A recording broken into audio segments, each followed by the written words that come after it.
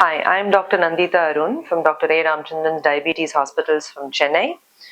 I'm here at Jaipur at the RSSDI Research Retreat 2024 to present epidemiological data that we've recently published about the rising prevalence of not just dysglycemia or type 2 diabetes, but also other cardiovascular risk factors in our part of the world.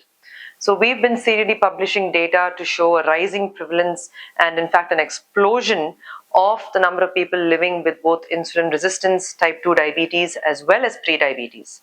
We believed earlier that this rise in prevalence is more in the urban areas, but recent data now points towards the fact that there is a worrisome increase not just in the urban but also in the rural areas. And when we teased out to look at what the independent risk variables were that were contributing to this rise in prevalence, what we found in fact was that there is also a rising prevalence in the incidence of obesity rates.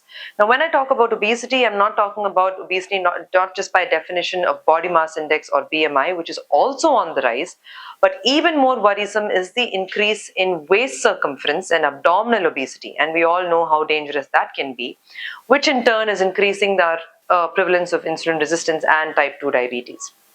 So in other words, we do have a rise in, yes, dysglycemia in terms of type 2 diabetes and pre-diabetes, which is a ticking time bomb waiting to convert to type 2 diabetes.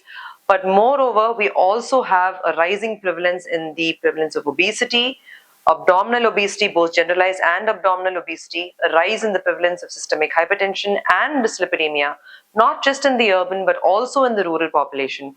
All the more not just in men but also a worrisome increase in women as well.